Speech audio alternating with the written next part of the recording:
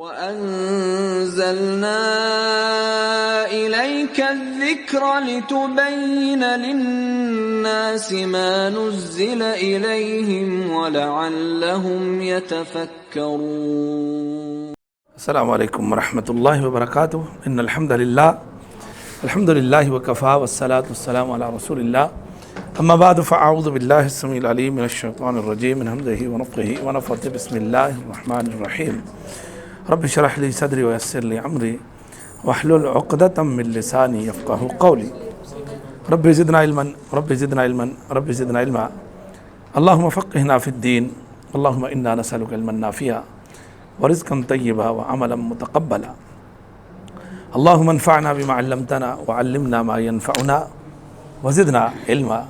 اللہم انا نعوذ بک من علم لا ينفع ومن قلب لا يخشع ومن نفس لا تشبع ومن دعوة لا يستجاب لها.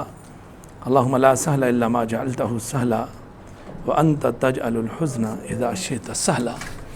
درود پڑھیں جی. اللہم صلی علی محمد وعلی آل محمد کما صلیت علی ابراہیم وعلی آل ابراہیم انک حمید مجید. اللہم بارک علی محمد وعلی آل محمد کما بارکت علی ابراہیم وعلی آل ابراہیم انک حمید مجید. آیت نمبر 34 ہے.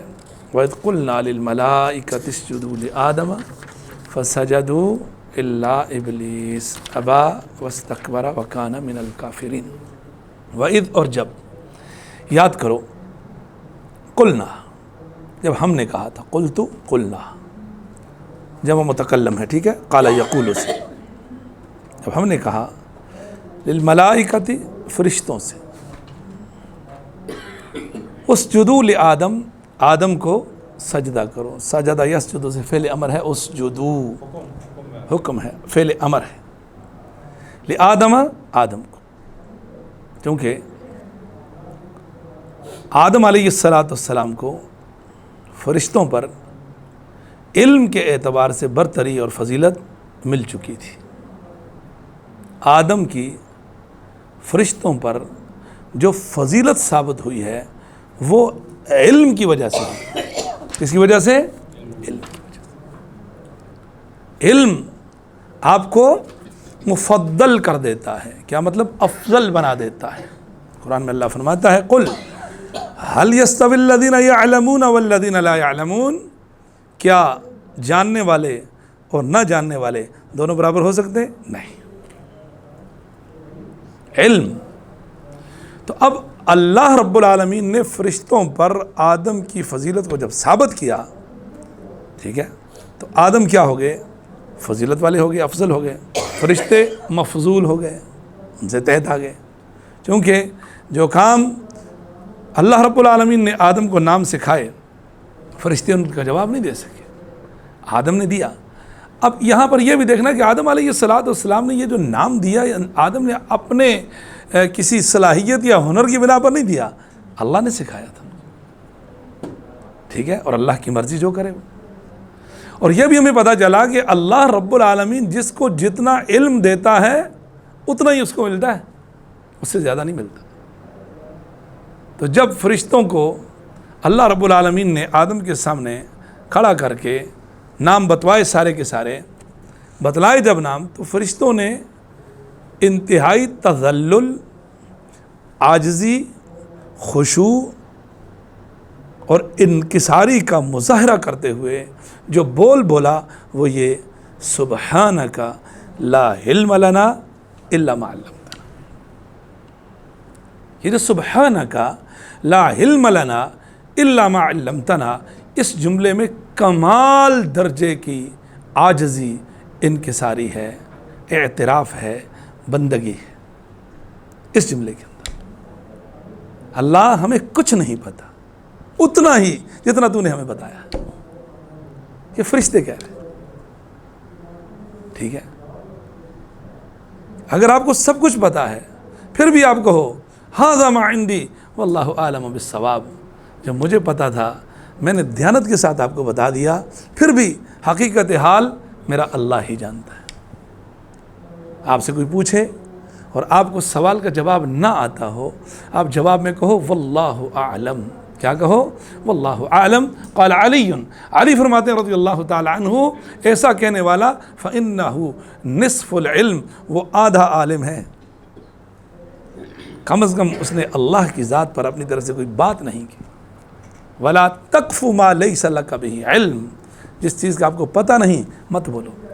ان السمع والبصر والفؤاد کل اولئک کان عنہ مسئولا.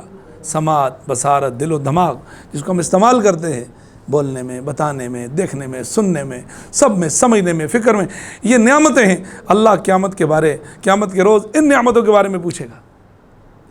تو عرض کرنے کا مقصد یہ ہے، علم جوں جوں آپ کو ترقی دیتا ہے اتنا ہی آپ کے اندر عاجزی اور انکساری آتی ہے.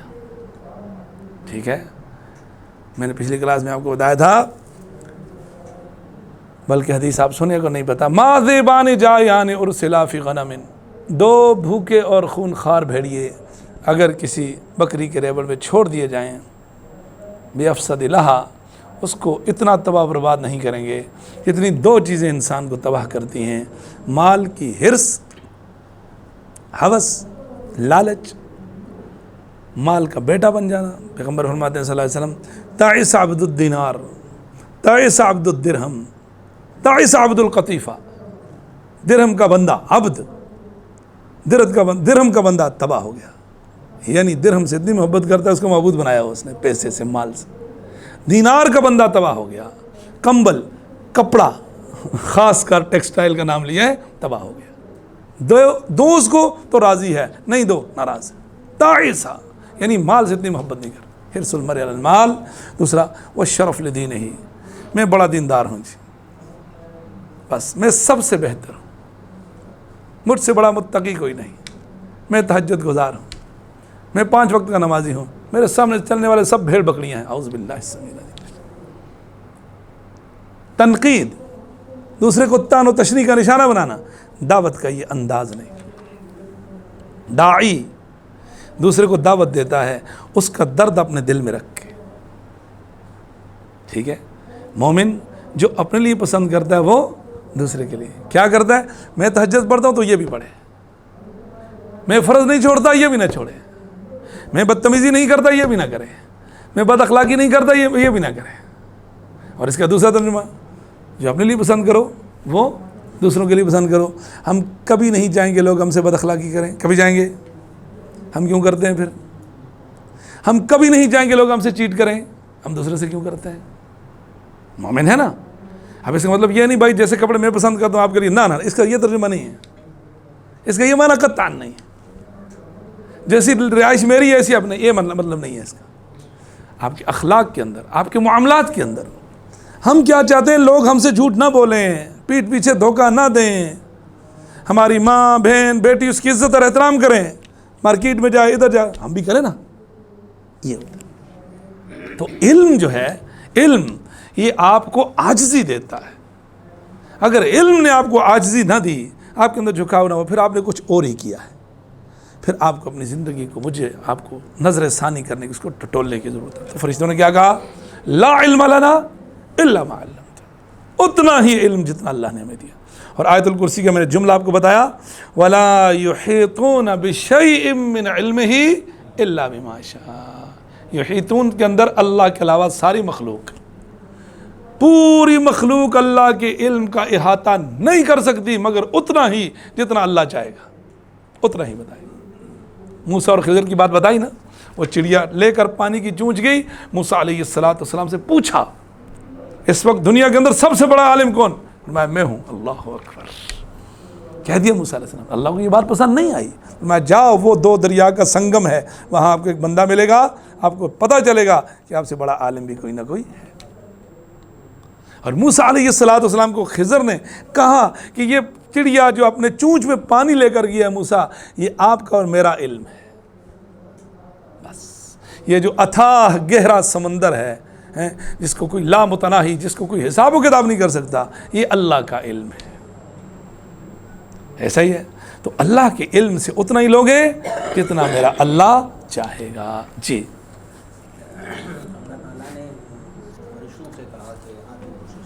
جنوں سے نہیں کہا.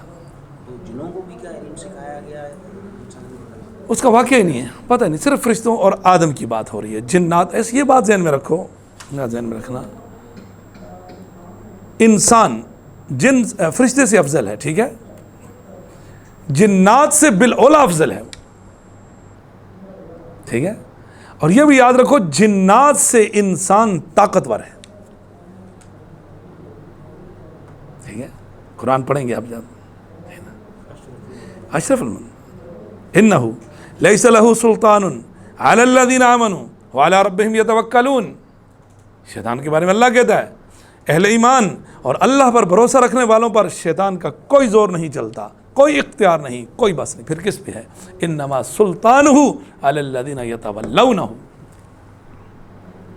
اس کا زور انہی پہ چلے گا جو اس کی چیلا گیری کریں گے، جس کے پاس ہے، والذین ہم بہ مشرکون، جو اس کے ساتھ شرک کریں گے، ان عبادی لیس لک علیہم من سلطان، سورۃ بنی اسرائیل، اللہ کہتا ہے میرے بندوں پر تیرا زور نہیں، کوئی زور نہیں۔ تو انسان بہت طاقتور، آپ نے وہ حدیث سنی نا، حضرت عمر بن خطاب کو رسول اللہ نے کیا کہا رضی اللہ تعالی عنہ، ان الشیطان لیخاف منک یا عمر، اے عمر میں دیکھتا ہوں جس راستے سے تو چلتا ہے شیطان راستہ چھوڑ جاتا ہے، شیطان راستہ بدل جاتا ہے، کس سے؟ عمر بن خطاب رضی اللہ تعالی۔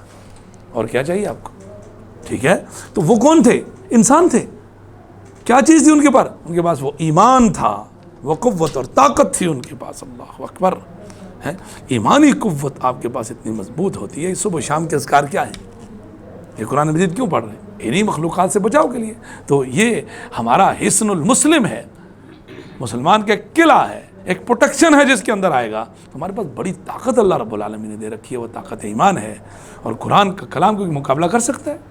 سورۃ الرحمن میں آپ پڑھتے ہو نا، یا معشر الجن والانس ان استطعتم ان تنفذوا من اقطار السماوات والارض لا تنفذون فانفذوا لا تنفذون الا بسلطان فبأي آلاء ربكما تكذبان يرسل عليكما شواظ من نار ونحاس فلا تنتصران فبأي آلاء ربكما تكذبان۔ نہیں کر سکتے آپ اللہ کے کلام کا، اللہ کے دین کا مقابلہ نہیں کر سکتے۔ آپ دیکھتے ہیں بہت سارے لوگ ہوتے ہیں، مرد خواتین بچے، کبھی جنات ان پر اثر کر جاتے ہیں، کچھ راکی آتے ہیں ان کے سامنے قرآن مجید پڑھتے ہیں، اللہ کا دین پڑھتے ہیں، دعائیں پڑھتے ہیں رسول اللہ صلی اللہ علیہ وسلم کی، وہ کیسے بے بس ہو جاتے ہیں، کیسے بھاگ دیں؟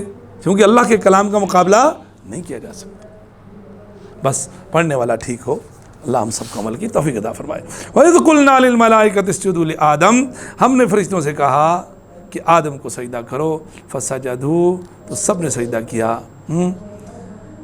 الا ابلیس، سوائے ابلیس کے۔ اور یاد رکھو یہ سجدہ تعظیم تھا، سجدہ عبادت نہیں تھا، یاد رکھنا، سجدہ عبادت صرف اللہ کی ذات کو لائق ہے، ٹھیک ہے۔ اب یہ پچھلی شریعتوں کے اندر تھا یہ چیز، اس شریعت نے محمد رسول اللہ صلی اللہ علیہ وسلم نے سجدہ تعظیم کو بھی حرام قرار دیا ہے، نہیں کر سکتے آپ۔ حدیث کے اندر آتا ہے، حدیث کے اندر غور سے سننا، صحابہ اکرام سب سے زیادہ اگر دنیا کے اندر کسی کی عزت کرتے تھے، کس کی؟ محمد رسول اللہ صلی اللہ علیہ وسلم کی۔ صحابہ اکرام رسول اللہ صلی اللہ علیہ وسلم کی خاطر کبھی کھڑے نہیں ہوئے، کیوں؟ کیونکہ یہ بات رسول اللہ کو سخت ناپسند تھی کہ میری خاطر لوگ کھڑے ہوں، اللہ اکبر۔ ہم رسپیکٹ میں کھڑے ہو جاتے ہیں نا، ابا آیا کھڑے ہو گئے، کیوں؟ امی آگے کھڑے ہو گئے، کیوں؟ ہاں، والدین اتنے بوڑھے ہو گئے، چلنے پھرنے کے قابل نہیں آئے تو اٹھو، ان کو پکڑ کر چلاؤ اور مسند پر جا کر بٹھاؤ۔ اس کی دلیل موجود ہے، اللہ کے پیغمبر صلی اللہ علیہ وسلم نے سعد بن معاذ کو بلایا تھا رضی اللہ تعالیٰ عنہ، وہ غزوہ بنو قریظہ جب ہوا تھا، ان کو یہاں تیر لگا ہوا تھا، فیصلہ تھا ان کا، ان کو سواری سے اتارا تو پیغمبر علیہ الصلوۃ والسلام نے ان کے قبیلے سے کہا تھا قوموا الی سیدکم، اپنے سردار کے لیے اٹھو، یعنی ان کو چونکہ زخمی تھے لا کر بٹھاؤ۔ تو کسی کی رسپیکٹ کے لیے کھڑا ہونا اسلام نے جائز نہیں قرار دیا، یاد رکھو اس بات کو، جائز ہی نہیں، جائز ہی نہیں، یاد رکھو اس بات کو۔ نہیں، مہمان کے لیے نہیں کھڑا ہونا چاہیے، کھڑا نہیں ہونا چاہیے، اٹھے سلام کر لو اس کو سلام، لیکن یہ کرنا کہ اس کے لیے کھڑا ہونا، رسول اللہ صلی اللہ علیہ وسلم یہی ہر جگہ پر یہی ہے۔ اور اس کو تو چھوڑو، لڑکا اور مرد روز ہاتھ ملاتے ہیں بابا، اب یہ تو ہے نا، تو کھڑے ہونے کے بارے میں یاد رکھو، قطعاً اسلام نے اس کو جائز نہیں قرار دیا۔ میں نے حدیث کیا بیان کی؟ صحابہ اکرام سب سے زیادہ عزت کس کی کرتے تھے؟ آپ رسول اللہ کے لیے کھڑے نہیں ہوتے، کیونکہ رسول اللہ صلی اللہ علیہ وسلم کو ارشاد سخت ناپسند تھی کہ لوگ آپ کے لیے کھڑے ہوں تعظیماً۔ آپ علیہ الصلوۃ والسلام فرمایا یہ عجمیوں کا طریقہ ہے، عربیوں کا نہیں، اسلام کا یہ طریقہ نہیں، یاد رکھو اس بات کو۔ آپ کے کپتان کو تو کہا تھا یہ مقبول ہے۔ اللہ ہم سب کی بات فرمائے۔ خیر، ہم نے تعظیم کا سجدہ تھا جو پہلی امتوں میں جائز تھا، ہماری امت میں یہ بھی حرام ہے۔ تعظیم کا سجدہ جائز کے الفاظ حرام ہے، یاد رکھو، نہیں کر سکتے آپ۔ حضرت یوسف علیہ السلام کے سامنے سارے بھائی سجدے میں گر گئے تھے نا، سورہ یوسف میں ہم پڑھیں گے انشاءاللہ، جائز تھا، یہاں نہیں ہے۔ ہر شریعت کا اپنا اپنا مزاج ہے، ٹھیک ہے جی۔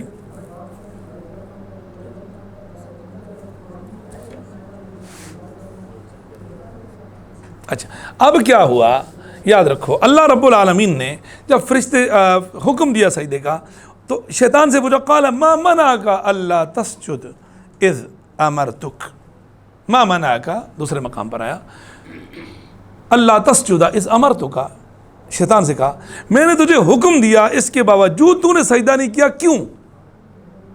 قال، اس نے جواب دیا انا خیر منہ، میں آدم سے بہتر ہوں،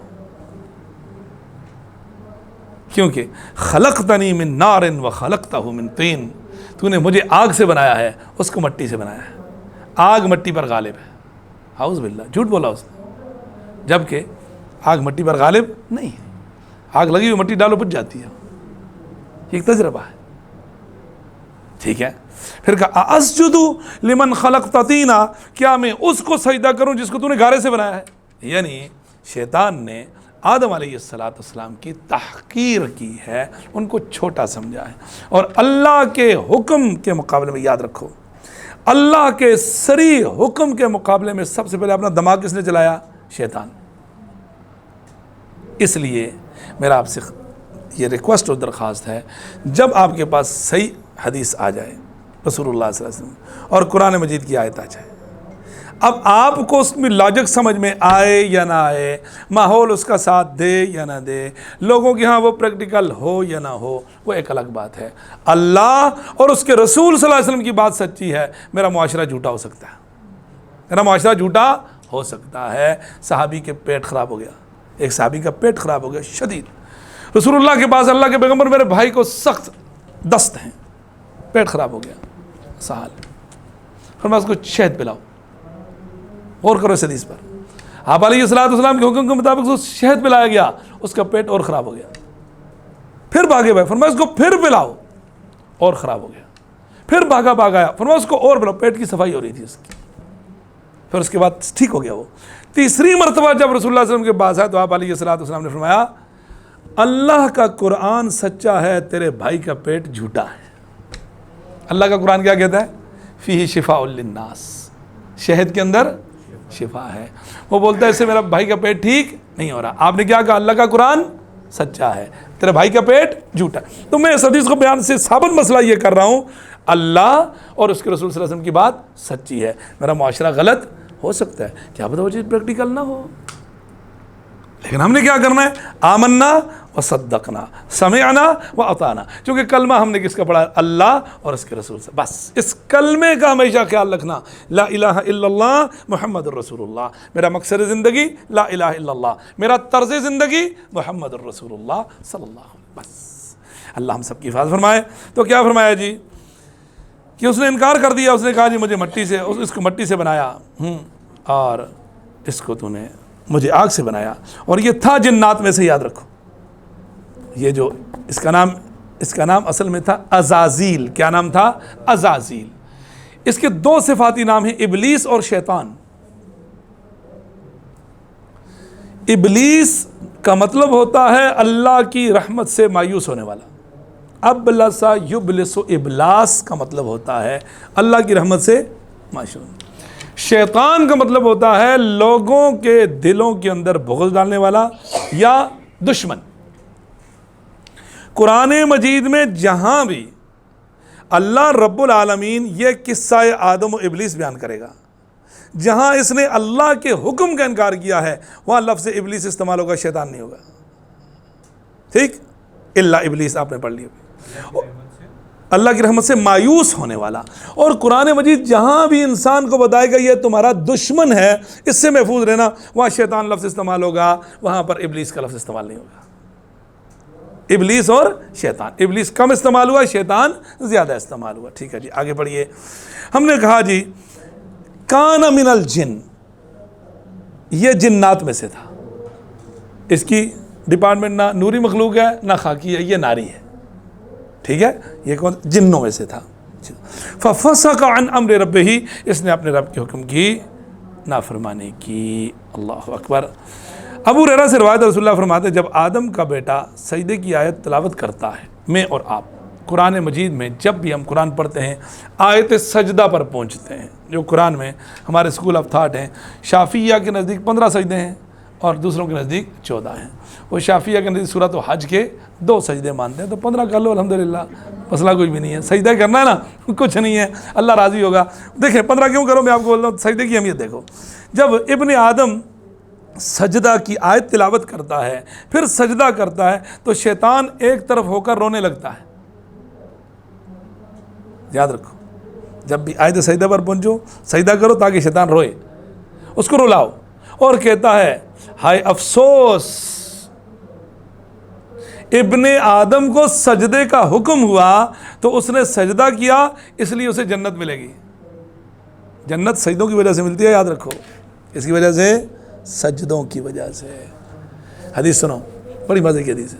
ایک چھوٹا سا بچہ تھا، اس کا نام تھا ربیعہ بن کعب اسلمی رضی اللہ تعالیٰ عنہ۔ ربیعہ بن کعب اسلمی، چھوٹا سا بچہ تھا، رسول اللہ صلی اللہ علیہ وسلم کے لیے خدمت کرتے تھے، پانی لے لیا، وضو کا، مسواک، یہ سارے کام ان کے لیے سروسز مہیا کرتے تھے۔ رات کو پیغمبر علیہ الصلوۃ والسلام کے دروازے پر بیٹھے ہوئے، رات کو رسول اللہ تہجد کے لیے اٹھیں گے تو آپ کے لیے وضو کا پانی، بچے تھے یار، اللہ اکبر، ہیں حضرت انس بن مالک رضی اللہ تعالیٰ عنہ، حضرت ربیعہ بن کعب اسلمی۔ ایک دن رسول اللہ صلی اللہ علیہ وسلم نے دیکھا یار بچہ اتنی محنت کر رہا ہے، تو اللہ کے پیغمبر صلی اللہ علیہ وسلم نے ربیعہ کو کہا سل ما شئت، سل ما شئت، آپ کو جو چاہیے آپ مانگو، ہم آپ کو دلائیں گے انشاءاللہ۔ اب بچہ ہے، بچے کو آپ اتنی بڑی آفر کرو، اب بچے مانگے گا کچھ نہ کچھ۔ حضرت ربیعہ بن کعب اسلمی رضی اللہ تعالیٰ عنہ اتنے سمجھدار بچے تھے، انہوں نے رسول اللہ صلی اللہ علیہ وسلم کو کہا اللہ کے پیغمبر ارید مرافقتک فی الجنت، آپ نے ان کو آفر کی، آپ کو کیا چاہیے؟ انہوں نے کہا اللہ کے پیغمبر صلی اللہ علیہ وسلم جس طرح دنیا میں آپ سے منسلک ہوں، آپ کے ساتھ اکٹھا ہوں، مجھے جنت میں بھی آپ کی دوستی چاہیے۔ اللہ اکبر۔ بچے کا دیکھو تو جواب تو سنو۔ آپ علیہ الصلوۃ والسلام اب غیر ذالک، بیٹا تمہیں اس کے علاوہ کچھ اور بھی چاہیے؟ قلت ہوا ذاک، میں نے کہا نہیں مجھے یہی چاہیے۔ 3 مرتبہ رسول اللہ نے پوچھا، میں نے کہا مجھے یہی چاہیے۔ پھر آپ علیہ الصلوۃ والسلام نے کہا فَأَعِنِّي عَلَىٰ ذَلِكَ بِكَثْرَةِ السُّجُودِ، اگر جنت میں آپ کو میری دوستی چاہیے تو آپ سجدے بہت کرنا۔ کیا مطلب؟ فرائض کے بعد نوافل کا اہتمام کرو، سجدے کرو، نفل نماز پڑھو، سجدے سجدے سجدے، اللہ کے حضور لمبے لمبے سجدے کرو، اللہ اکبر، اور ان سجدے میں اللہ رب العالمین کی بارگاہ میں مانگو اللہ رب العالمین سے، تو ان سجدوں کی وجہ سے اللہ رب العالمین آپ کو جنت میں رسول اللہ صلی اللہ علیہ وسلم کی، آپ کی رفاقت، آپ کی دوستی، آپ کا جوار اور آپ کا پڑوس نصیب فرمائے گا۔ تو سجدے سے کیا ملتی ہے؟ جنت ملتی ہے۔ سجدے میں رسول اللہ صلی اللہ علیہ وسلم کی پڑوس اور آپ کی جیران ملتا ہے۔ اللہ اکبر۔ اللہ ہم سب کو کثرت سے سجدے کرنے کی توفیق عطا فرمائے۔ ٹھیک ہے جی، تو مجھے ابن آدم کو سجدے کرنے کا حکم دیا، اس نے سجدہ کی، اسے جنت ملی، اور مجھے سجدہ کرنے کا حکم ملا تھا، میں نے نافرمانی کی تو مجھے جہنم ملی۔ یہ حدیث مسلم کے اندر ہے۔ اللہ اکبر۔ حضرت معاذ بن جبل رضی اللہ تعالیٰ، بڑے مشہور صحابی ہیں، معاذ بن جبل کے بارے میں رسول اللہ فرماتے تھے میری امت کا حلال اور حرام سب سے زیادہ جاننے والا معاذ بن جبل ہے۔ اتنا بڑا عالم، حلال اور حرام کو سب سے زیادہ سمجھنے والا، جاننے والا معاذ بن جبل رضی اللہ تعالیٰ عنہ۔ یمن بھیجا تھا رسول اللہ صلی اللہ علیہ وسلم کو دعوت دینے کے لیے۔ جب وہ واپس لوٹے تو انہوں نے عرض کیا، اے اللہ کے نبی صلی اللہ علیہ وسلم، میں نے یمن میں دیکھا کہ وہاں کے لوگ اپنے پیشواؤں علماء کو سجدہ کرتے ہیں۔ اللہ اکبر۔ وہاں یمن کے اندر میں نے دیکھا، ٹھیک ہے، پچھلی شریعت یہ تھی، کرتے ہیں لوگ، کیا ہم آپ کو سجدہ نہ کریں؟ اللہ اکبر۔ کیونکہ آپ بھی ہمارے پیشوا ہیں، نبی ہیں، محترم ہیں، آپ کے پیچھے ہم نمازیں پڑھتے ہیں، اللہ کے پیغمبر ہیں۔ آپ علیہ الصلوۃ والسلام نہیں، اگر میں کسی انسان کو حکم دیتا کہ وہ کسی دوسرے کو سجدہ کرے تو میں بیوی کو حکم دیتا کہ وہ اپنے خامند کو سجدہ کرے۔ وَلَوْ كُنْتُ آمِرًا أَن يَسْجُدَ أَحَدٌ لِأَحَدٍ لَأَمَرْتُ الْمَرْأَ أَن تَسْجُدَ لِزَوْجِهَا۔ کیوں؟ ایک روایت میں ہے من عظام حقہ علیہا، کہ اللہ نے عورت کے کندھوں پر اس کے خامند کا بڑا عظیم حق رکھا ہوا، اللہ اکبر، لیکن یہ جائز نہیں ہے۔ یہ حدیث مسند احمد کے اندر ہے اور ترمذی کے اندر ہے۔ آج ہم دیکھ رہے ہیں کہ آج عوام کو کیسے بے وقوف بنایا جا رہا ہے انہی چیزوں کے اندر۔ اللہ سے دعا فرمائے کہ عوام کو اللہ ہدایت عطا فرمائے۔ ٹھیک ہے، ابا واستکبرا، اس نے انکار کیا اور تکبر کیا، اللہ اکبر۔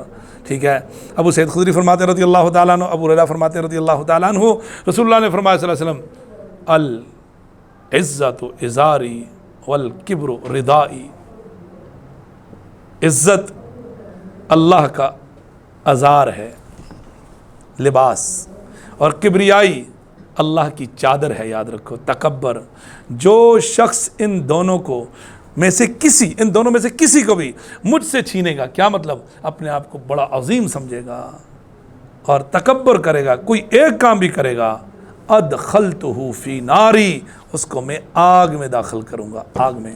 دو حدیثیں سنو، پیغمبر علیہ السلام نے فرمایا جس انسان کے دل کے اندر رائی کے برابر بھی ایمان ہوگا، کتنا؟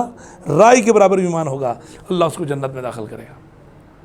اور جس انسان کے دل کے اندر رائی کے برابر بھی تکبر ہوگا وہ اللہ کی جنت میں نہیں جا سکتا۔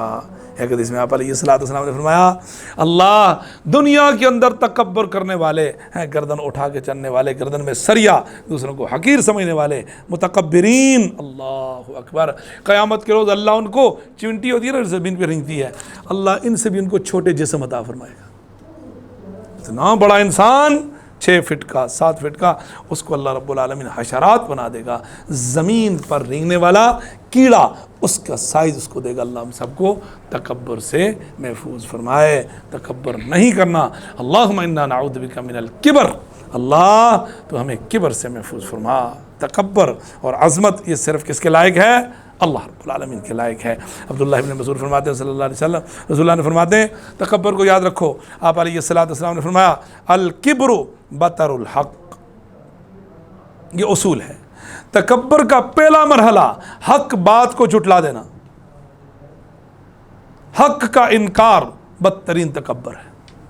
آپ کو پتہ ہے قرآن کی آیت ٹھیک ہے، آپ کو پتہ رسول اللہ صلی اللہ علیہ وسلم کا فرمان ٹھیک ہے، آپ کو پتہ سامنے والا بندہ حق پر ہے، میں باطل پہ ہوں، نہیں مان رہے آپ، یہ تکبر ہے۔ اور تکبر کی دوسری منزل ہے وغمت الناس، دوسروں کو حقیر سمجھنا، یہ دوسرا درجہ ہے جو میں نے ابھی بیان کیا آپ کے سامنے۔ لوگوں کو حقیر سمجھنا یہ دوسرا درجہ ہے، پہلا درجہ حق بات کا انکار کر دینا، یہ تکبر ہے۔ اللہ ہمیں اس قسم کے تکبر سے محفوظ عطا فرمائے۔ کیا میں تمہیں جہنمیوں کے بارے میں نہ بتلاؤں؟ رسول اللہ فرماتے ہیں صلی اللہ علیہ وسلم فرمایا ہر اکھڑ مزاج، اللہ اکبر، نرمی اپنے اندر پیدا کرو، علیک بالرفق، عائشہ صدیقہ کو کہا رضی اللہ، عائشہ نرمی کی اختیار کرو، فإیاک والعنف، سختی سے اپنے آپ کو بچاؤ، وما یکون الرفق فی شیء الا زانہ، جب معاملات کے اندر نرمی آتی ہے تو خوبصورتی آتی ہے، وما یکون العنف فی شیء الا شانہ، جب معاملات کے اندر سختی اور بگاڑ آتا ہے تو بدمزگی پیدا ہوتی ہے۔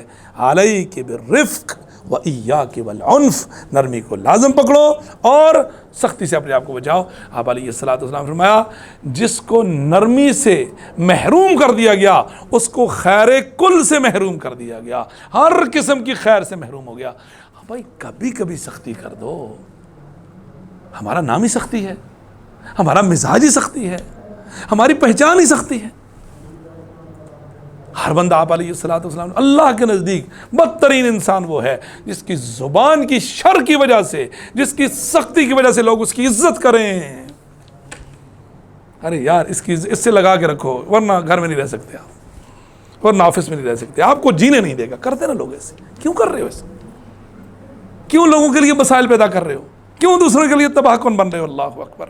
ہاں جی، تو نرمی، آپ علیہ اکھڑ مزاج، حرام خور، غرور تکبر کرنے والا جہنمی ہے. آپ علیہ الصلوۃ والسلام نے فرمایا. ہاں اللہ تعالیٰ رب العالمین ہم سب کو تکبر سے محفوظ فرمائے. اب آئیے جہاں پر اللہ رب العالمین نے آدم کو سجدہ کروا دیا. وَقُلْنَا يَا آدم, ہم نے کہا اے آدم اسکن رہو. عربی زبان کے اندر یاد رکھو بڑی خوبصورتی ہے, بڑی لطافت ہے. عربوں نے بڑا لکھا ہے اس پر الحمدللہ عربی لغت کے اندر.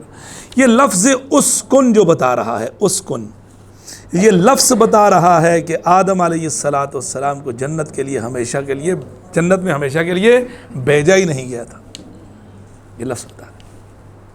اسکن کا مطلب ہوتا ہے رہنا, عارضی طور پر. ہمیشہ کے لیے بولتے ہیں خالدین ابدا. ہم نے پیچھے آپ سے کہا تھا فرشتوں سے اللہ رب العالمین نے کیا کہا کہ میں خلیفہ بنا رہا ہوں کس کے لیے؟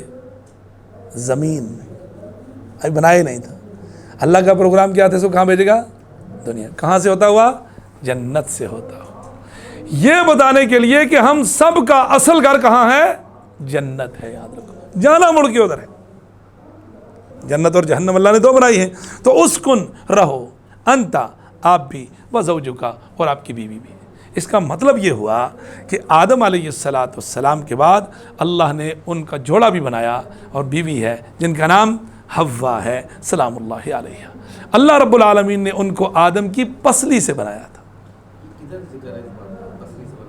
جی حدیث ہے بخاری کے اندر, ٹھیک. وَخَلَقَ مِنْهَا وَزَوْجُكَ الْجَنَّةَ, آپ اور آپ کی بیوی دونوں کہاں رہو؟ جنت میں. ٹھیک ہے جی.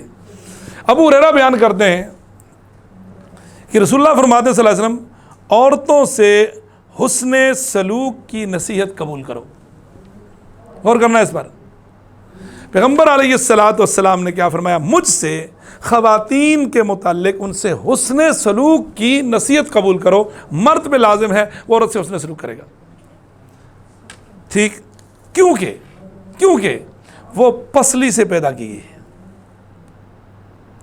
اور سب سے ٹیڑھی پسلی وہ ہے جو سب سے اوپر والی ہوتی ہے, اور اوپر والی پسلی سے بنایا گیا اس کو.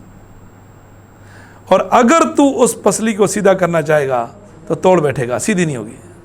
حدیث کے الفاظ. اور اگر تو اسے چھوڑ دے گا تو ٹیڑھی رہے گی. اس کو اس کی حالت میں چھوڑ دے. اب کوئی بولے نا میں جا کر عورت کو سیدھا کروں گا, عورت اس کو سیدھا کر دے گی, وہ نہیں ہوگی, کبھی کرنا بھی نہیں. اس لیے عورتوں سے حسن سلوک کو قبول کرو مجھ سے. یہ کون کہہ رہا ہے؟ محمد رسول اللہ. دیکھو فطرت ہے, اس میں مذاق کی بات نہیں ہے. فطرت نیچر ہے, نیچر کبھی بدل اللہ نے بنایا نا. اسی میں عائشہ صدیقہ ہے رضی اللہ تعالیٰ, فاطمہ الزہرا ہے, خدیجہ بنت خویلد ہیں, آسیہ امرات فرعون ہیں, مریم بنت عمران ہیں. کون ہے؟ سب وہی تو ہے جی.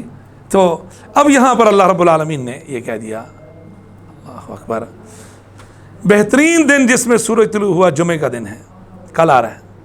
دنوں میں سے سب سے بہترین دن جمعہ, فرائیڈے, بہترین دن. کیونکہ اسی دن آدم کو پیدا کیا گیا. ہمارے ابا جمعے کو پیدا ہوئے تھے. ایک بات, اسی دن انہیں جنت میں داخل کیا گیا اور اسی دن جنت سے نکالا بھی گیا. اللہ اکبر. اور قیامت بھی جمعے کو قائم ہوگی. یہ بہترین دن ہے. تو ہم نے کہا تم دونوں رہو, آپ اور آپ کی بیوی, زوجکا آپ کی بیوی رہو جنت میں. وَکُلَا تم دونوں کھاؤ, منہا اس جنت سے, رغدن جی بھر کے, مرضی سے, حیث شئتما جہاں سے تم دونوں چاہو, لیکن ولا تقربا تم دونوں مت قریب جانا, لائے نہیں ہے, ہذہ الشجرہ اس درخت کے پاس, فتکونا ورنہ تم دونوں ہو جاؤ گے, من الظالمین ظالموں میں سے. اللہ اکبر. اب انسان ہے, فطرت ہے نا. آپ کسی بھی انسان کو بہت بڑے باغیچے میں لے جانا, سارے باغیچے میں جانا, اس درخت کے پاس ہی جانا, وہ سارے باغیچے کو چھوڑ کر سوچے گا میں ادھر کیسے جاؤں. بھائی یہ فطرت ہے انسان کی, کس نے بنائی ہے؟ اللہ رب العالمین. فَأَزَلَّهُمَا, یہاں دیکھو, فَأَزَلَّهُمَا ان دونوں کو بہکایا. کس کو؟ خامند اور بیوی, آدم اور حوا دونوں کو. کچھ لوگ بولتے ہیں نا کہ بیوی نے خامند کو بہکایا تھا, لیکن شیطان نے پہلے دونوں کو بہکایا. دیکھا, شیطان نے دونوں کو بہکایا, پھر آدم علیہ الصلوۃ والسلام کو رائے حوا نے بھی دی. آپ علیہ الصلوۃ والسلام نے فرمایا اگر حوا ایسے نہ کرتی تو کوئی بھی عورت اپنے خاوند کی نافرمانی کبھی نہ کرتی. یہ حدیث کے الفاظ. فَأَزَلَّهُمَا پہلی بات دونوں کے پاس کون گیا؟ شیطان. اچھا قرآن مجید میں اللہ رب العالمین سورۃ الاعراف میں گیا کہا کیا؟ بڑی مزے کی بات ہے، سنو اس کو. وَقَالَ مَا نَهَاكُمَا رَبُّكُمَا آدم اور حوا دونوں کو بولا تمہیں پتہ ہے تمہارا رب کیوں منع کر رہا ہے یہ درخت کھانے سے؟ بھائی ہمیں نہیں پتا. إِلَّا أَن تَكُونَا مَلَكَيْنِ اس درخت کا پھل کھاتے ہی تم دونوں انسان سے فرشتے بن جاؤ گے دونوں، اور اللہ کو تم دونوں کو فرشتہ بننا منظور نہیں ہے. ایک بات تو یہ ہے. دوسرا او تکونا من الخالدین، ابھی میں نے آپ سے کہا تھا اسکن رہو، تم یہاں عارضی طور پر ٹھہرے ہوئے ہو، اس درخت کا پھل کھاتے ہی تم پکے پکے جنتی ہو جاؤ گے. یہ دو باتیں کس کو بتائیں؟ آدم اور حوا.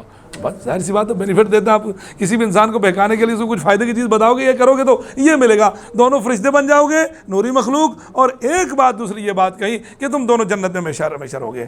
وقاسمہما یہ سورہ اعراف کے اندر ہے جی، یہاں نہیں ہے، سورہ اعراف میں. شیطان نے ان دونوں کے سامنے قسمیں اٹھا کر کہا انی لکما لمن الناصحین، میں تمہارا سچا خیر خواہ ہوں، میں تمہاری خیر خواہی چاہتا ہوں. فدلاہما بغرور دھوکہ دے کر آدم اور حوا دونوں کو اس نے رہنمائی کی، اس نے لے کر گیا. دلاہما اللہ اکبر، دونوں کو دھوکے سے اس نے دلاہما نیچے اتارا، دلاہما نیچے اتارا ان دونوں کو بغرور دھوکے کے ساتھ. فدلاہما بغرور فلما ذاق الشجرہ، پھر وہی بات آ گئے جب دونوں نے درخت کا پھل کھا لیا. نقطے کی بات سنو، نقطے کی بات سنو. ایک منٹ. بدت لہما سوآتہما، دیکھو ہر انسان میں، میرے پاس اس پر کوئی دلیل نہیں ہے، لیکن قرآن کی اس آیت سے مجھے ایک چیز معلوم ہوئی ہے، مجھے ایک انڈرسٹینڈنگ ہے، مجھے سمجھ میں آ رہی ہے. آدم اور حوا دونوں کو اللہ نے جنت کا لباس دیا تھا. کیا دیا تھا؟ جنت کا لباس دونوں کو پہنا ہوا تھا انہوں نے. جب ان دونوں نے اللہ کے حکم کی نافرمانی کی شیطان کے بہکاوے میں آ کر، تو اللہ پروردگار نے اپنی ناراضگی کا اظہار ان پر کیا، ان سے لباس چھین لیا. کیا کیا؟ ان سے اتروا دیا. ٹھیک ہے جی. تو اللہ رب العالمین نے آدم علیہ السلام پر ناراضگی کا اظہار کس طرح کیا؟ لباس چھین لیا. مجھے یہ سمجھ میں آتا ہے آج اگر ہم بے لباس ہیں، اس کا مطلب یہ ہے کہ اللہ ہم سے، کیونکہ جنت سے بعد میں اتارا ان کو، پہلے کیا کیا؟ لباس چھینا. آج آپ علیہ السلام نے حکم دیا عیدین میں خواتین کو لے کر عیدگاہ جاؤ. اس وقت خواتین نے کہا تھا یا رسول اللہ ہمارے پاس کچھ خواتین ایسی ہیں جن کے پاس اوڑھنیاں نہیں، جلباب نہیں ہے، چادر نہیں. قلت تھی نا. آج کس چیز کی قلت ہے؟ آج تو ٹیکسٹائل اتنا ہے کہ ہم نے گھروں کو کپڑے پہنائے ہوئے ہیں، جن کے لیے ایک لباس اتارا ان کو نہیں پہنایا. دوسری بات، اللہ رب العالمین نے جب آدم کو زمین پہ اتارا تو کیا کہا؟ یا بنی آدم قد انزلنا علیکم لباسا، ہم نے تمہارے لیے لباس بھی اتارا ہے. کیا کیا؟ لباس اتارا. سنو سورۃ اعراف میں پڑھیں گے لباس کی حکمت، سنو قرآن کی روشنی میں. قرآن نے لباس کیوں اتارا؟ یواری سوآتکم، وہ لباس تمہارے جسم کے قابل ستر حصوں کو چھپائے گا. وریشا، اور اس میں تم خوبصورت لگو گے. فیشن ڈیزائن بعد میں، پہلے کیا ہے؟ چھپانا ہے. ہم نے الٹا کر دیا، ایک دم الٹا کیا. لباس کا مقصد یواری سوآتکم، جو تمہارے جسم کے قابل ستر اور قابل شرم حصوں کو چھپائے گا. ہم نے اتارا ابن آدم تم پہ لباس. وریشا، اور تم خوبصورت لگو گے. ہم نے کیا کیا؟ پہلی بات بتاؤ خوبصورت کیسے لگیں گے؟ چھپانا یا نہ چھپانا بعد کی بات. بات یہی ہے لباس. رسول اللہ صلی اللہ علیہ وسلم نے نمازی کو اس کا لباس بتایا، مرد کو اس کا لباس بتایا، خاتون کو اس کا لباس بتایا، چھین لیا اس سے. وَلَا تَقْرَبَا هَٰذِهِ الشَّجَرَةَ فَتَكُونَا مِنَ الظَّالِمِينَ فَأَزَلَّهُمَا الشَّيْطَانُ فَأَخْرَجَهُمَا. ایک ہوتا ہے خرج یخرج نکلنا، اور ایک ہوتا ہے اخرج یخرج، قاری سے پڑھائیں گے فعل لازم ہے، باب متعدی ہے. اخرج یخرج فاخرجہما، بالآخر آدم اور حوا کو شیطان نے نکلوایا، مما، اس جنت سے، کانا فیہ، جس میں وہ دونوں تھے. حدیث کے الفاظ ہیں، رسول اللہ فرماتے ہیں صلی اللہ علیہ وسلم آدم عصر سے مغرب تک کا جو ٹائم تھا وہ جنت میں رہے، اتنا ٹائم. حدیث کے الفاظ. اسی وجہ جمعے والے دن نا عصر سے مغرب کی گھڑی جو ہے وہ قبولیت کی گھڑی ہے. فَقُلْنَا، ہم نے کہا، اِهْبِطُوا، اترو، بَعْضُكُمْ لِبَعْضٍ عَدُوٌّ، تم ایک دوسرے کے دشمن ہو. حدیث کیا ہے جی؟ پیغمبر علیہ السلام، اگر حوا نہ ہوتی، حوا کیا مطلب؟ یعنی اپنے خاوند کو غلط مشورہ نہ دیتی، کبھی نہیں دینا. اگر حوا نہ ہوتی تو کبھی عورت اپنے شوہر کی خیانت نہ کرتی. ہو گیا کیا ہو سکتا. ہماری والدہ ہیں، ماں ہیں، ہم کچھ نہیں کہہ سکتے، بھائی بڑے لوگ ہیں، ایسے نہیں بول سکتے، ہم قطعاً نہیں بول سکتے. وَقُلْنَا، ہم نے کہا، اِهْبِطُوا، اترو، بَعْضُكُمْ لِبَعْضٍ عَدُوٌّ، تم ایک دوسرے کے دشمن ہو، آدم اور حوا یا انسان اور شیطان. ٹھیک. وَلَكُمْ فِي الْأَرْضِ مُسْتَقَرٌّ، تمہارے لیے زمین میں ٹھکانہ ہے، وَمَتَاعٌ، اور فائدہ ہے. یہ مستقر اور متاع دونوں کے ساتھ شرط لگا دی ہے. الہین، الہین ضد ہے خالد کی، ابدا کی، یعنی ہمیشہ دنیا کے اندر آپ نہیں رہ سکتے. الہین ٹیمپریری، عارضی، مستقل نہیں، غیر مستقل. 60 سال 70 سال، میری امت کی عمریں 60 سے 70 سال کے درمیان ہیں، اور جس کو 60 سال مل گئی اس کے پاس کوئی عذر نہیں، بس یہ عارضی طور پر یہاں رہنا. ہم مستخلفین ہیں، عارضی طور پر یہاں بیٹھے ہوئے ہیں. الہین ہے، کسی کو 60 ملی، 70 ملی، 90 ملی، بس اس کو چاہیے کہ اللہ رب العالمین مومن کو اس کی زندگی جو ہے پل پل اللہ اور اس کے رسول کی اطاعت میں اللہ گزارنے کی توفیق عطا فرمائے. اپنی زندگی کو با مقصد بنائیں، میننگ فل لائف ہونی چاہیے ہماری، با مقصد ہونا چاہیے. وَمَتَاعٌ، اور فائدہ ہے الہین، ایک وقت مقرر تک کے لیے. تو آپ علیہ الصلوۃ والسلام نے فرمایا آدم کو جمعے کے دن پیدا کیا گیا. آپ کو جو بات پوری بتا دی. تو ہم نے کہا تم ایک دوسرے کے دشمن ہو، شیطان اور انسان. اب کیا ہوا؟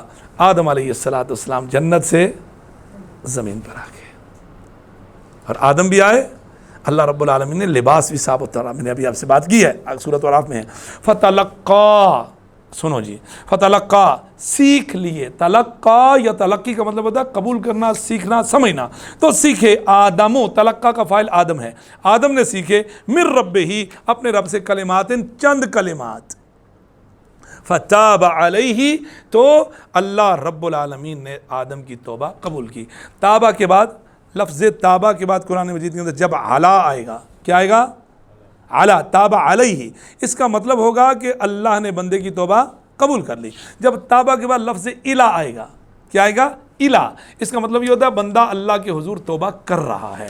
توبو الی اللہ توبۃ نصوحا، تابہ علیہ، تو الا کے ساتھ بندہ توبہ کر رہا ہے، علا کے ساتھ اللہ بندے کی توبہ قبول کر رہا ہے. فتاب علیہ، اللہ نے توبہ قبول کی.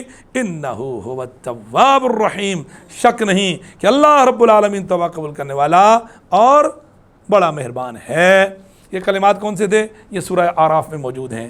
قالا ربنا ظلمنا انفسنا وان لم تغفر لنا وترحمنا لنكونن من الخاسرین. یہ سب سے پہلے کلمات استغفار کے جو اس دنیا کے اندر کسی انسان نے اپنی خطا پر اللہ رب العالمین کو راضی کرنے کے لیے پڑھے. دوسرے کلمات نوح علیہ السلام کے، وَإِلَّا تَغْفِرْ لِي وَتَرْحَمْنِي، ٹھیک ہے، لَأَكُونَنَّ مِنَ الْخَاسِرِينَ، میں نقصان میں چلا جاؤں گا. ربنا ظلمنا انفسنا. تو بہت سارے لوگ بولتے ہیں کہ آدم علیہ السلام نے اللہ رب العالمین کی عرش پر لا الہ الا اللہ محمد رسول اللہ لکھا ہوا پڑھا اور اس کا واسطہ دیا، اللہ نے معاف کر دیا. ایسے گپ لگا دی اپنی طرف سے، ایسا کچھ نہیں. قرآن خود کہہ رہا ہے جی آدم نے سیکھے وہ کلمات کیا تھے؟ ربنا ظلمنا انفسنا وان لم تغفر لنا وترحمنا لنكونن من الخاسرین. عبداللہ بن عباس بہت بڑے مفسر صحابی ہیں. فتلقى آدم من ربی کلمات کی تفسیر کر رہے ہیں. متعلق آدم نے کہا یا رب کیا تو نے مجھے اپنے ہاتھ سے نہیں بنایا؟ اللہ اکبر، کیا انداز ہے بات کرنے کا. اللہ تعالیٰ نے فرمایا کیوں نہیں. آدم نے کہا اے میرے رب کیا تو نے مجھ میں اپنی روح نہیں پھونکی؟ اللہ اکبر. اللہ نے فرمایا کیوں نہیں آدم؟ بالکل پھونکیا. آدم نے کہا اے میرے رب کیا تو نے مجھے اپنی جنت میں بسایا نہیں ہے؟ اللہ نے کہا کیوں نہیں؟ آدم نے کہا اے میرے رب کیا تیری رحمت تیرے غصے پر غالب نہیں ہے؟ اللہ اکبر. فرمایا کیوں نہیں؟ آدم نے کہا اگر میں توبہ کروں اور اپنی حالت درست کروں تو کیا تو مجھے دوبارہ جنت میں لوٹا دے گا؟ اللہ نے فرمایا ہاں بالکل لوٹاؤں گا. اللہ اکبر. آدم کہاں ہیں؟ جنت میں ہیں. رسول اللہ صلی اللہ علیہ وسلم معراج کے رات گئے تھے نا, کہاں دیکھا تھا؟ آدم علیہ السلام کو جنت میں. اللہ اکبر. فتاب علیہ انہ هو التواب الرحیم. اللہ نے توبہ قبول کی. اللہ تواب فعال ان کے وزن پر ہے. فعال کے وزن پر جو چیز ہے اس کے اندر کثرت اور زیادتی کا معنی پایا جاتا ہے. اللہ بہت زیادہ بندے کی توبہ قبول کرتا ہے. اور تواب کے ساتھ رحیم آ جائے اس کا مطلب ہوتا ہے دودھ میں شکر ڈال دیا آپ نے, دودھ میں شکر ڈال دی. یعنی توبہ قبول ایسا کرتا ہے کہ وہ بندہ جو ساری زندگی اس کی نافرمانی کرتا ہے اور پھر سجدہ ریز ہو کر ایک آنسو گرا کر جس کا سائز مکھی کے سر سے بھی چھوٹا ہوتا ہے اللہ کی بارگاہ میں جاتا ہے. اللہ کہتا ہے میں تیرے اگلے پچھلے سارے گناہ معاف کر دوں گا اور میں رحیم ہوں, اتنی محبت کرنے والا ہوں, میں تجھے تیری زندگی کے گناہوں کے کبھی تانے نہیں دوں گا. اللہ اکبر. انہ من یعمل سوءا او یظلم نفسہ. آپ نے حج کیا, جس نے بیت اللہ کی دیوار پہ یہ آیت لکھی ہوئی ہے انہ من یعمل سوءا او یظلم نفسہ ثم یستغفر اللہ یجد اللہ غفورا رحیما. جس نے برا عمل کیا یا نفس پہ ظلم کیا پھر اس کو ہوش آ گئی, اللہ سے گناہوں کی معافی مانگی, وہ اللہ کو غفور پائے گا, وہ اللہ کو رحیم پائے گا انشاءاللہ. یا اللہ تمہارے ساتھ غفور الرحیم بن جا. ٹھیک ہے جی. فتلقى آدم من ربہ کلمات فتاب علیہ انہ هو التواب الرحیم. قلنا, ہم نے کہا اہبطوا, اب اترو, منہا, یہاں سے, جمیعا, سب کے سب. اللہ اکبر. آدم, حوا, شیطان, سب کو. اب آگے آئیے, میں نے آپ کو دو باتیں کہی تھیں. ایک وہ علم تھا جو آدم کو سکھایا گیا, وہ علم الاسماء تھا, ہر چیز کا علم جو اللہ رب العالمین نے انسان کو ودیعت کیا ہوا. ودیعت کا مطلب کیا ہے؟ اس کے وہ نفس کے اندر ڈالا ہوا. جس طرح ان کی دو آنکھیں ملی ہوئی ہیں, کان ملے ہوئے ہیں, زبان ملی ہوئی ہے, بغیر تمیز کے مسلمان ہے, کافر ہے, جو بھی, سب کو ملا ہوا ہے. اسی طرح اللہ رب العالمین نے انسان کے اندر یہ صلاحیت رکھی, اس کے اندر کریشن ہے, علم ہے. اب دیکھ رہے ہیں نا پوری دنیا کے اندر لوگ کیا کچھ بنا رہے ہیں. یہ وہ علم ہے جو خاصے میں ملا ہے ہمارے والد سے آدم علیہ السلام. یہ ہے علم الاسماء. ایک ہے علم الہدا. کون سا علم ہے؟ ہدایت کا علم, شریعت کا علم, وحی کا علم, آسمان کا علم. یہاں اس کا ذکر ہو رہا ہے, سنو. فَإِمَّا يَأْتِيَنَّكُم مِّنِّي هُدًى. آدم کو دنیا میں اتارا اور کہا سنو, پھر اگر کبھی تمہارے پاس میری طرف سے واقعی کوئی ہدایت آ جائے, جو آئے گی تو سن لو. فَمَن تَبِعَ هُدَايَ, جو میری اس ہدایت کی پیروی کرے گا. علم الاسماء کی بات نہیں ہو رہی, علم الہدا کی بات ہو رہی ہے. اس ہدایت کی پیروی کرے گا, فلا خوف علیہم ولا هم یحزنون. ان پر کوئی خوف نہیں ہوگا, ان پر غم نہیں ہوگا.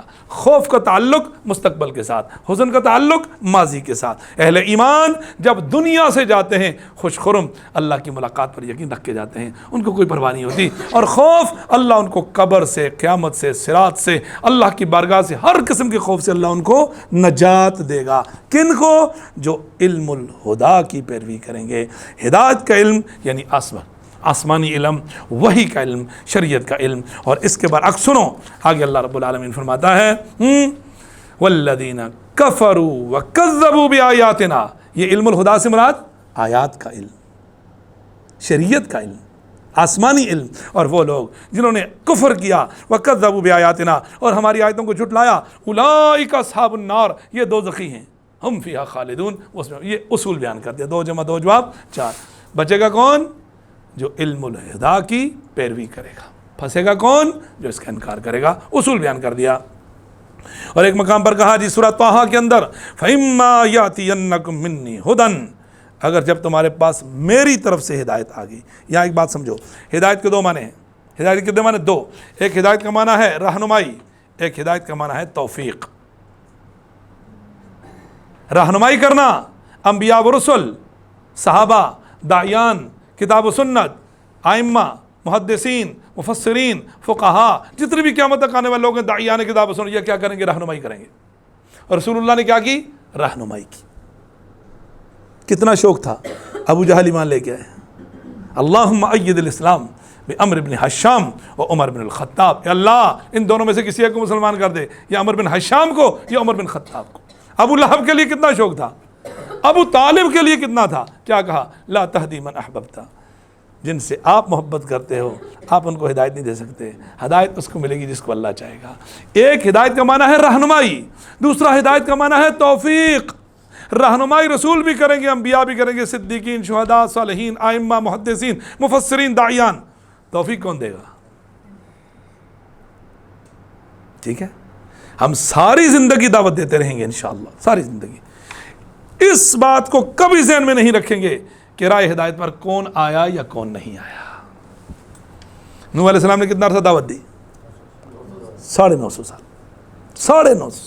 وَلَقَدْ أَرْسَلْنَا نُوحًا إِلَىٰ قَوْمِهِ فَلَبِثَ فِيهِمْ أَلْفَ سَنَةٍ إِلَّا 50 عَامًا، 50 کم ہزار سال، کتنے بندے ہیں؟ 950 سال دعوت دی۔ دعوت بھی کیسے دی؟ رب انی دعوت قومی لیلا و نہارا، صرف دن کو نہیں رات کو بھی دی۔ 950 سال کو، یہ 1900 سال بن جاتے ہیں دن رات لگا ہوتا۔ میں نے دن رات دعوت دی ہے، دن رات۔ کتنے لوگ اسلام لائے؟ 83۔ کتنے؟ 80 سے 83۔ وما آمن معه الا قلیل، قرآن کہہ رہا ہے نوح پر ایمان لانے والوں کی تعداد بہت تھوڑی ہے۔ تو کیا وہ ناکام ہیں؟ نہیں۔ فرمایا عرض علی انبیاء، قیامت کے روز مجھ پر نبی پیش کیے جائیں گے، کوئی نبی ایسے بھی ہوں گے جن پر ایمان لانے والا ایک بھی نہیں ہوگا۔ لو اب کسی کے بعد ایک، کسی کے بعد 2، کسی کے بعد 10 انبیاء پر۔ ہم نے کیا کرنا ہے؟ دعوت دینی ہے، رہنمائی کرنی ہے۔ توفیق کون دے گا؟ میرا اللہ دے گا۔ اللہ اکبر۔ فَإِمَّا يَأْتِيَنَّكُم مِّنِّي هُدًى، تمہارے پاس میری طرف سے ہدایت آ گئی، فَمَن تَبِعَ هُدَايَ، جو میری ہدایت کے پیچھے چلے گا، فَلَا يَضِلُّ وَلَا يَشْقَىٰ، یہ گارنٹی ہے، یہ گارنٹی ہے۔ جو میری ہدایت کے پیچھے چلے گا، اللہ کہہ رہا ہے، جو وہ نہ گمراہ ہوگا نہ مصیبت میں پڑے گا۔ ہم چاہتے ہیں کہ ہم گمراہ نہ ہوں، ہم چاہتے ہیں مصیبت میں نہ پڑیں، تو کہاں جانا چاہیے؟ اسلام کے پیچھے۔ اسلام، فمن تبع ہدایا فلا یضل، وہ گمراہ نہیں ہوگا، ولا یشقا، اور وہ کبھی بدبخت بھی نہیں ہوگا، انشاءاللہ مصیبت میں نہیں پڑے گا۔ ایک مقام پر فرمایا اللہ نے، یا بنی آدم و اولاد آدم اما یاتینکم رسل منکم، جب تمہارے پاس رسول آئیں گے تم ہی میں سے، یعنی انسان ہی ہوں گے، تمہاری زبان تمہاری طرح ماں باپ ہوں گے، ان کے سردی گرمی لگتی ہوگی، بھوک پیاس لگتی ہوگی، بخار آتا ہوگا ان کو، جب ان کو لگتی ہوگی تو تکلیف ہوگا، زخم لگتا ہوگا، تمام چیزیں ان کے ساتھ، بیوی بچے ہوں گے، بیوی بچوں کی محبت ہوگی تو تم ہی میں سے ہوں گے وہ، لیکن ان کا درجہ ایک الگ ہوگا۔ اللہ اکبر۔ یقصون علیکم آیاتی، وہ تم پر میری آیتیں بیان کریں گے۔ کون؟ رسول۔ سنو، فمن اتقا، جس نے ان کی بیان کردہ دین کی روشنی میں اپنے آپ کو متقی بنایا، وہ اصلح، اور اپنی زندگی کو ٹھیک کر دیا، فلا خوف علیہم ولا هم یحزنون، ان پر کوئی خوف نہیں، کوئی غم نہیں۔ اگر ہم چاہتے ہیں ہماری زندگی سے خوف اور غم ختم ہو جائیں تو ہمیں دین کا سہارا لینا ہوگا، دین کو فالو کرنا ہوگا، دین کے پیچھے جانا ہوگا، دین کو سیکھنا ہوگا، اور دین کے لیے اپنی زندگیاں وقف کر دینی ہے انشاءاللہ العزیز۔ اللہ مجھے اور میرے بچوں کو تیرا دین سمجھ آ جائے، وہ دین جو تو نے محمد رسول اللہ پہ اتارا، دین صحیح، اصل دین، وہ جو آیات اور احادیث کی روشنی میں ہے۔ والذین کفروا وکذبوا بآیاتنا، وہ لوگ جنہوں نے ہماری آیتوں کو جھٹلایا اور انکار کیا، کفر کیا، یہ جہنمی ہیں۔ اللہ اکبر ہے جی، اور اس میں ہمیشہ رہیں گے۔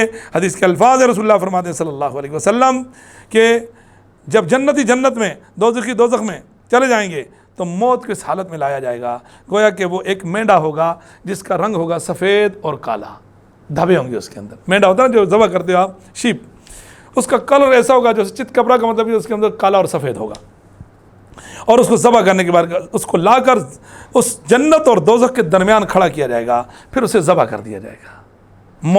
موت پر بھی موت آ جائے گی، پھر ایک منادی اعلان کرے گا، یا اہل الجنہ لا موتا، اب موت نہیں خلود، اور یا اہل النار لا موتا، موت نہیں، ہر شخص ہمیشہ اس حالت میں رہے گا جس میں وہ اب ہے۔ یہ سن کر جنتیوں کی خوشی میں اور دوزیوں کے غم میں اضافہ ہوگا، بخاری کی روایت ہے۔ جزاک اللہ خیرا۔ انشاءاللہ یہاں پر قصہ آدم و ابلیس ختم ہو گیا ہمارا۔ اگلی کلاس میں اللہ نے چاہا تو ہم بنی اسرائیل کا واقعہ بیان کریں گے۔ اللہ عمل کی توفیق عطا فرمائے۔ ٹھیک ہے جی۔ وَأَنزَلْنَا إِلَيْكَ الذِّكْرَ لِتُبَيِّنَ لِلنَّاسِ مَا نُزِّلَ إِلَيْهِمْ وَلَعَلَّهُمْ يَتَفَكَّرُونَ